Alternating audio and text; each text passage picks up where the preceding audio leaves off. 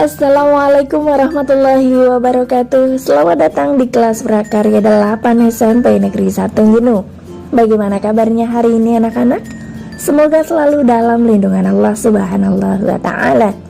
Sebelum kita memulai pembelajaran, mari kita berdoa terlebih dahulu ya. Berdoa mulai. Bismillahirrahmanirrahim. Materi kita kali ini prakarya kelas 8 bab 4, teknik pengolahan bahan pangan serealia, kacang-kacangan dan umbi menjadi makanan dan minuman. Tapi sebelum kita memulai pembelajaran, yuk kita biasakan selalu mengisi daftar hadir yang telah dibagikan di grup kalian masing-masing. Dan karena wabah COVID-19 juga belum sirna, yuk kita biasakan untuk selalu satu, pakai masker. Yang kedua, jaga jarak. Yang ketiga, selalu cuci tangan menggunakan sabun. Dan semoga saja wabah COVID ini segera berakhir dan kita bisa tatap muka full di sekolah. Amin amin ya robbal alamin. Adapun kompetensi dasar pada pertemuan kali ini adalah 3.1, menganalisis rancangan pembuatan, penyajian dan pengemasan bahan pangan serealia, kacang-kacangan dan umbi menjadi makanan dan atau minuman yang ada di wilayah setempat. Dan indikator atau tujuan pembelajarannya diharapkan kita dapat mengidentifikasi jenis bahan dan teknik pengolahan bahan pangan serealia, kacang-kacangan dan umbi dengan menggunakan metode online berupa kuis interaktif. Sehingga kalian nanti diminta untuk bersaing dengan teman kalian. Siapa yang paling cepat menjawabnya dan benar, dialah pemenangnya, gitu ya. Sebelum kita masuk pada pembelajaran kita pada kesempatan kali ini tentang teknik pengolahan bahan pangan, yuk kita ingat-ingat lagi ya, yang namanya pengolahan itu apa? Jadi yang namanya pengolahan itu mempunyai arti membuat atau menciptakan bahan dasar menjadi produk jadi agar dapat dimanfaatkan untuk kebaikan. Nah, pada dasarnya nih, kerja pengolahan adalah mengubah fungsi, bentuk, sifat maupun kualitas bahan. Sebelum kita mengetahui teknik pengolahan yang digunakan, maka kita juga harus tahu dulu ya, bahan utama yang digunakan itu apa. Nah, contohnya nih, ada nasi goreng. Bahan utamanya dari beras putih. Kalau ada kolak kacang hijau, bahan utamanya dari apa? Iya, dari kacang hijau. Kalau ada kentang goreng, dari apa itu bahannya? Dari kentang. Nah, nanti kalau misalkan ada pertanyaan dari Bu Susi, bahan utamanya apa? Harus bisa jawab ya. Nah, ini dia materi kita untuk kali ini. Teknik dasar pengolahan bahan pangan atau makanan dibedakan menjadi dua. Yang pertama adalah teknik pengolahan makanan panas basah atau moist heat. Dan yang kedua adalah teknik pengolahan panas kering atau dry heat cooking. Yang namanya teknik pengolahan makanan panas basah atau moist heat itu adalah mengolah bahan makanan dengan menggunakan bahan dasar cairan untuk mematangkannya. Bahan dasar cairan itu yang digunakan bervariasi ya. Bisa air, kaldu, santan, susu, atau bahan lainnya. Teknik pengolahan makanan panas basah atau moist heat. Ingat-ingat ya, kalau basah berarti bahan dasarnya adalah cairan. Itu meliputi 7 teknik. A. Teknik merebus atau boiling. Teknik merebus menutup bahan pangan atau poaching. Teknik merebus dengan sedikit cairan atau braising. Teknik menyetup atau menggulai atau stewing. Teknik mengukus atau steaming. Teknik mendidih atau simmering, dan yang terakhir adalah teknik mengetim. Nah, setelah ini kita bakal kupas satu persatu perbedaan dari teknik-teknik tersebut apa gitu ya. Teknik pengolahan makanan panas basah atau moist heat bagian A adalah teknik merebus atau boiling, yaitu mengolah bahan makanan dalam cairan yang sudah mendidih. Cairan yang digunakan bisa berupa air, kaldu, susu. Dan teknik ini simple banget. Cukup rendam bahan masakan di dalam air, rebus sampai mendidih, dan selesai deh seperti gambar di bawah. Dan yang B, teknik merebus menutup bahan pangan atau poaching, yaitu merebus bahan makanan di bawah titik didih dan menggunakan cairan yang terbatas jumlahnya. Dan teknik ini berlangsung sedikit lama sih.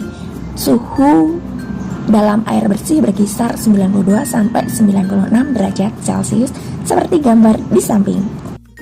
Teknik pengolahan makanan panas basah bagian C adalah teknik merebus dengan sedikit cairan atau braising, yaitu merebus bahan makanan dengan sedikit cairan, kira-kira setengah dari bahan yang akan direbus, dalam panci tertutup dan api dikecilkan secara perlahan-lahan, seperti pada gambar di samping.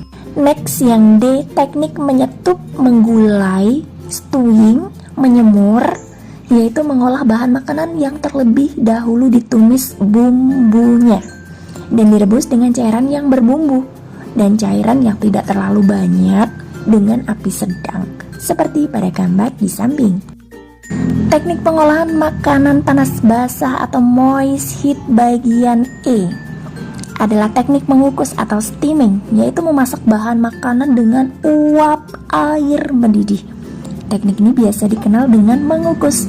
Bahan makanan diletakkan pada steamer atau pengukus, kemudian uap air panas akan mengalir ke sekeliling bahan makanan yang akan dikukus seperti pada gambar di samping. Next, bagian F, teknik mendidih atau simmering, yaitu memasak bahan makanan dengan saus atau bahan cair lainnya yang dididihkan dahulu, baru api dikecilkan di bawah titik didih dan direbus lama, di mana permukaannya muncul gelembung-gelembung kecil. Teknik simmering ini biasanya digunakan untuk membuat kaldu, soto, atau rawon seperti gambar di samping. Dan teknik pengolahan makanan panas basah yang bagian G, yaitu teknik mengetim, yaitu memasak bahan makanan dengan menggunakan dua buah panci yang berbeda ukuran, di mana salah satu panci lebih kecil, seperti pada gambar di samping. Nah, itulah perbedaan dari 7 teknik pengolahan makanan panas basah atau moist heat ya. Selanjutnya, kita akan mempelajari teknik pengolahan makanan panas kering atau dry heat cooking yang meliputi 6 teknik. A. Menggoreng dengan minyak banyak atau deep frying. B. Menggoreng dengan minyak sedikit, shallow frying. C. Roasting. D. Menumis atau sauteing. E. Memanggang atau baking. F. Membakar atau grilling. Yuk kita kupas lagi satu persatu untuk teknik pengolahan makanan panas kering. Untuk bagian yang kedua ini adalah teknik pengolahan makanan panas kering atau dry heat cooking. Nah, ini beda dengan yang panas basah ya. Kalau yang teknik pengolahan makanan panas basah berarti menggunakan cairan sebagai bahan dasar. Kalau yang kering berarti mengolah bahan makanan tanpa bantuan bahan dasar, cairan untuk mematangkannya. Untuk teknik pengolahan makanan panas kering atau dry heat cooking bagian A adalah menggoreng dengan minyak banyak atau deep frying, yaitu mengolah bahan makanan dengan menggoreng menggunakan minyak dalam jumlah banyak.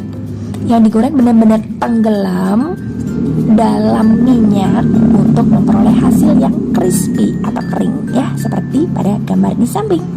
Kemudian yang bagian B, menggoreng dengan minyak sedikit atau shallow frying, yaitu mengolah bahan makanan atau proses menggoreng yang dilakukan dengan cepat dalam minyak goreng yang sedikit pada wajan datar. Dalam teknik ini biasanya makanan hanya dibalik 1 kali gitu ya, seperti pada gambar di samping.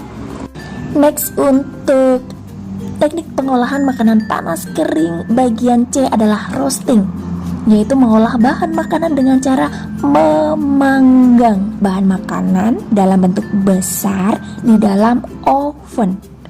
Jadi sumber panasnya itu berasal dari kayu bakar, arang gas, listrik, atau microwave oven. Waktu merosting sumber panas berasal dari seluruh arah oven. Lah, gambarnya seperti yang ada di samping.